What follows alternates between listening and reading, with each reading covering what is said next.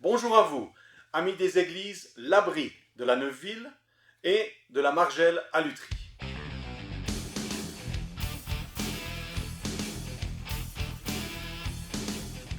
En ce dimanche de Pentecôte 31 mai 2020, je vais répondre à la demande de la communauté L'Abri par ce clip, en traitant le thème souhaité suivant.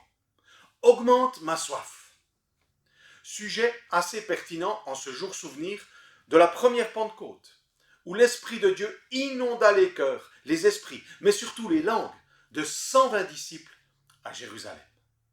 Vous trouverez dans nos écrits inspirés au livre des Actes des Apôtres, dans le chapitre 2, le récit de cette extraordinaire et sublime journée de l'an 33 de notre ère.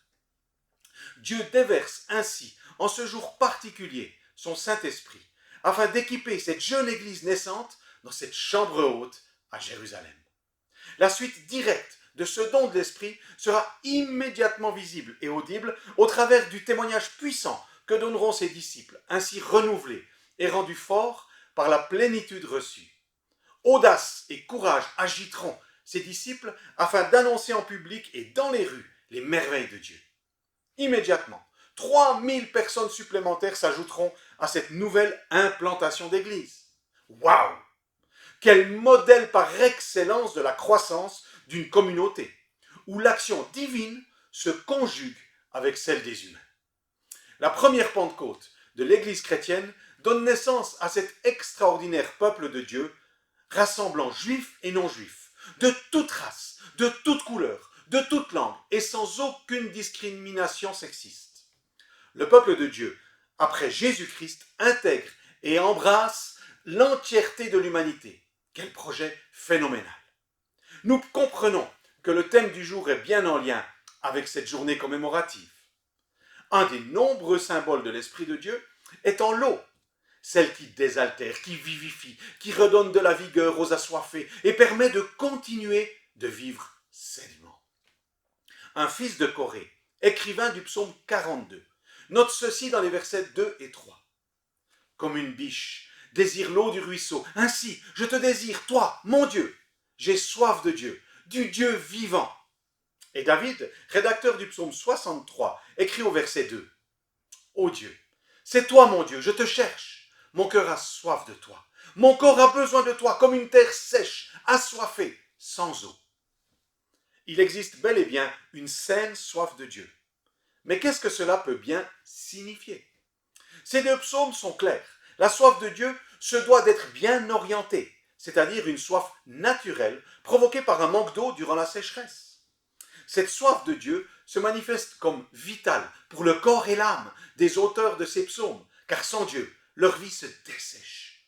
Tout comme l'absence prolongée de liquide durant la sécheresse conduit à la mort physique, l'absence de relation avec Dieu étiole notre vie intérieure et provoque une mort tout aussi certaine de notre vie spirituelle.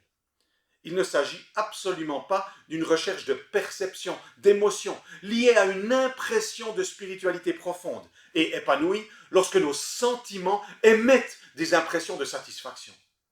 Il s'agit ici d'un besoin naturel, normal du corps humain, une nécessité vitale, car sans cette eau, c'est la déshydratation et à terme, la mort. D'ailleurs Jésus, lors d'une autre fête juive, celle des tabernacles, devant une source d'eau, s'exclame dans le livre de Jean, au chapitre 7, les versets 37 à 39. Si quelqu'un a soif, qu'il vienne à moi, et que celui qui croit en moi boive. Car comme le dit l'Écriture, des fleuves d'eau vive jailliront de lui. En disant cela, il faisait allusion à l'esprit que devaient recevoir plus tard ceux qui croiraient en lui. Le sujet de la soif et de l'eau est donc bel et bien parfaitement en accord avec nos écrits inspirés constituant la Bible, en accord avec Jésus et avec l'Esprit Saint, et parfaitement en phase avec cette journée de Pentecôte. Toutefois, ce thème m'interpelle. Augmente ma soif. Le verset juste cité dans lequel Jésus nous dit que nous serons connectés à lui, la source d'eau vive, et que celle-ci coulera naturellement de nous et s'auto-alimentera, semble contredire cette demande. Quelques pages avant, dans ce même livre de Jean, mais au chapitre 4, les versets 10 à 14, Jésus, dans une conversation avec une femme habitant la ville de Samarie, lui dit ceci. Celui qui boit de l'eau de ce puits aura de nouveau soif. Mais celui qui boira de l'eau que je lui donnerai n'aura plus jamais soif. Bien plus, l'eau que je lui donnerai deviendra en lui une source intarissable qui jaillira jusque dans la vie éternelle. Plus besoin d'autre apport en eau et disparition de la sensation de soif sont les mots-clés de cette conversation. Comment celui qui est devenu lui-même source d'eau pourrait-il avoir encore soif?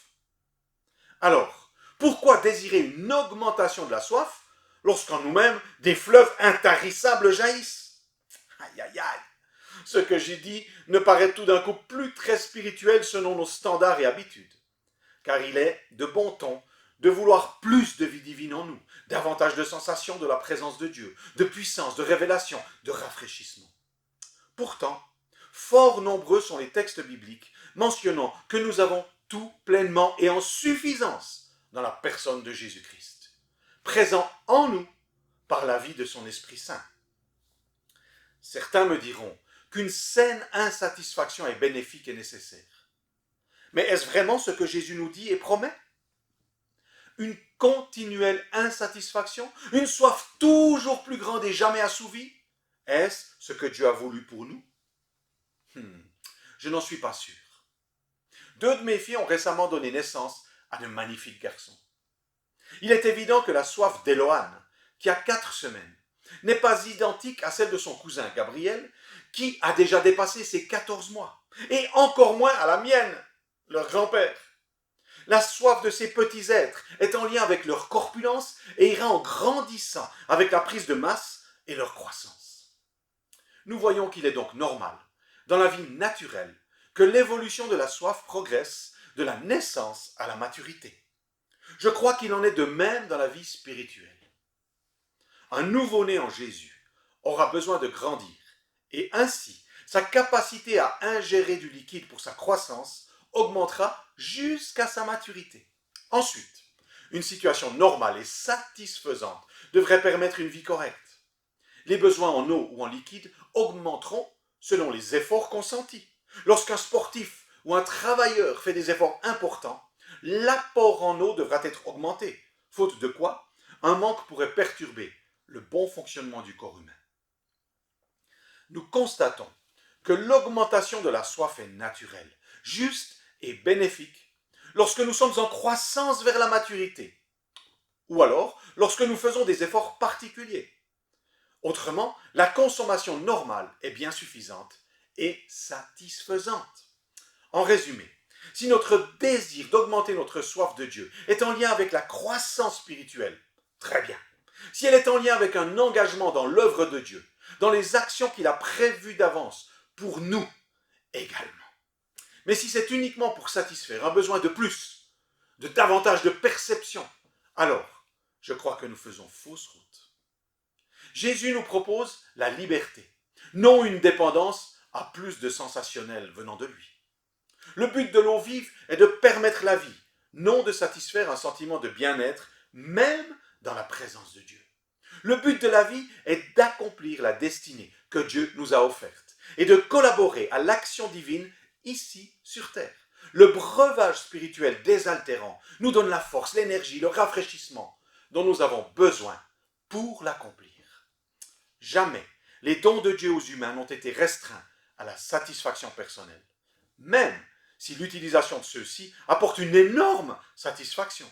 L'objectif visé est en premier lieu le témoignage de l'œuvre du Père en chacun de nous et dans son corps rassemblé, qu'est l'Église. Un autre point, dans cette formulation, augmente ma soif. La responsabilité de l'accomplissement de cette demande incombe à Dieu. Je me déresponsabilise en déposant sur lui la mission d'augmenter ma soif. Évidemment, si rien ne se passe, je n'y suis pour rien. Une fois encore, cela ne paraît plus très spirituel selon certains critères. Mais je crois être assez en lien avec la révélation de Dieu en Jésus qui me responsabilise vis-à-vis de lui. Puisque de son côté, tout a été accompli afin que je puisse vivre sauvé, libéré, désaltéré et satisfait dans l'abondance de sa présence manifestée par la vie de son esprit en moi. Je vous suggère donc une autre demande en remplacement de celle d'augmenter ma soif. Voici ma proposition. Saint-Esprit, Jésus, Père, je désire te connaître davantage, plus intimement. Je désire comprendre ce que tu aimes et l'aimer. Je désire discerner ce que tu attends de moi et l'exécuter. Je voudrais vivre dans une meilleure harmonie avec la présence de ton esprit en moi, moins le décevoir et obéir plus promptement à ses impulsions. Aide-moi, j'y arrive si difficilement. Qu'en pensez-vous? Les attentes sont là. Augmentation de mon obéissance. Augmentation de ma souplesse vis-à-vis de ses impulsions. Augmentation de ma sensibilité à sa voix. Et tant d'autres choses encore. Mais la responsabilité revient chez moi. Il est un peu facile de demander à Dieu de faire ce qu'il nous incombe et ensuite de lui reprocher la non-réalisation de cette requête. Dieu, Père, Fils et Saint-Esprit, a tout accompli en se donnant entièrement et sans réserve, en venant établir sa demeure en nos cœurs, afin de nous permettre de vivre l'abondance d'une vie obéissante à sa volonté. L'eau de vie est censée jaillir de notre vie intérieure, qui est reliée, connectée à la vie divine, depuis la première Pentecôte chrétienne de Jérusalem. Ne cherchons pas des formes de sensations, nous faisant croire à une intensité plus forte de la vie de Dieu en nous. Cette réalité trouve sa source dans notre communion avec Dieu, par son esprit, et non au travers d'émotions provoquées par des actions externes. Alors oui, recherchons davantage d'intimité avec notre Père Céleste, dans le secret de nos cœurs, dans nos chambres. N'aspirons pas aux sensations trompeuses et externes, mais vivons une vie d'écoute et d'obéissance aux impulsions que l'Esprit Saint déverse dans nos êtres intérieurs. Développons notre capacité à écouter, à nous soumettre et à pratiquer ce qu'il attend de chacun de nous. Alors, absolument naturellement, dans notre service pour lui, notre soif augmentera selon nos besoins. Dans Matthieu chapitre 5, au verset 6, Jésus dit encore ceci. « Heureux ceux qui ont faim et soif de justice, car ils seront rassasiés. » Ici, la soif est dirigée vers un breuvage qui se nomme justice. Oui, avoir soif de la justice de Dieu est une excellente chose. Et cela rejoint entièrement l'ensemble de mes propos de ce matin, me semble-t-il. Cette sorte de soif vient de l'intérieur de notre être, transformé par la vie de Dieu. Désirer la justice de Dieu n'est pas forcément naturel et humain. Nous apprécions grandement notre propre justice. Mais celle qui vient du ciel, qui gracie le coupable repentant, qui efface ses transgressions, qui oublie ses méfaits. Lorsque nous en sommes les bénéficiaires, alors c'est parfait. Mais lorsque cela concerne celui qui nous a fait mal, nous a trahis, menti, violenté, alors c'est une autre chose. Que notre soif soit dirigée dans la bonne direction, celle de la bonté divine manifestée en Jésus. Que nos vies croissent en maturité, afin de boire sans cesse à la source d'eau vive qui a été connectée à notre vie intérieure, lorsque Dieu nous a donné son Esprit Saint. Que nos vies démontrent l'obéissance confiante en notre Sauveur et Seigneur. Bref, que notre soif augmente, car nous augmentons notre croissance et nos actions à son service. Soyons bénis et à l'écoute, afin d'agir conformément à sa volonté. Je vous dis au revoir, à vous, Église l'Abri de la Neuveville. Pour les amis de la Margelle à Lutry, notre prochain mini-clip, c'est mercredi. Bon dimanche à chacun, bonne semaine.